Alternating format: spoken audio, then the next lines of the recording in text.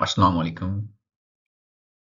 इस सीरीज में हम कुरान के हाई अकरेंस वर्ड्स को ऐसी आसान एग्जाम्पल से समझेंगे कि वो हमें आसानी से याद रहे।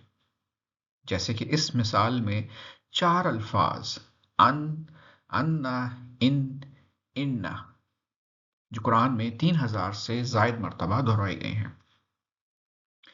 आइए इनको समझते हैं और इसकी एग्जाम्पल में हम अजान से लफ्ज लेते हैं।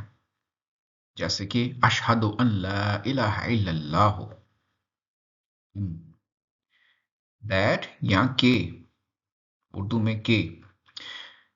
अशहदु अन ला इलाहा इल्लल्लाह मतलब आई बियर विटनेस दैट, या उर्दू में कहेंगे मैं गवाही देता हूं कि ला इलाहा नहीं माबूद सिवाय अल्लाह के। लाइकवाइज अन्ना, अशहदु अन्ना मुहम्मदन रसूलुल्लाह, अगेन मैं गवाही देता हूं कि मोहम्मद रसूल है अल्लाह, या आई बियर विटनेस दैट मोहम्मद रसूल अल्लाह का। ठीक है, सो ये दोनों अल्फाज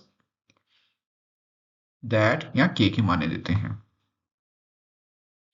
हम मुतअद्दिद दफा कहते हैं जी इंशाअल्लाह। इंशाअल्लाह क्या मतलब बना? इन अगर आए तो मतलब है इफ, या अगर अल्लाह ने चाहा। इंशाअल्लाह अगर चाहा, शाह होता है चाहना, किसने? अल्लाह ने। अगर अल्लाह ने चाहा। सो इन जब आए कुरान में, जब भी आप पढ़ें तो इन का मतलब है इफ या अगर। आखिरी एग्जांपल देखते हैं जी, इन्ना। थोड़ा सा फर्क है, इन ये है इन्ना। इंडीड बेशक के मानों में इस्तेमाल होता है। हम लाइन पढ़ते हैं, इन्नल्लाह मअस्साबिरीन, ये कुरान से हमने लिया है जी। इन्नल्लाह मअस्साबिरीन। हमारे लेक्चर 1 में इसके तमाम हाई फ्रीक्वेंसी वर्ड्स भी कैप्चर्ड हैं।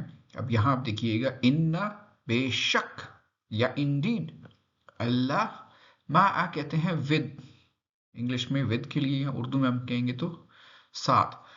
इन्नल्लाह मअस साबिरीन, साबिरीन साबिर का प्लूरल है, सब्र करने वाला।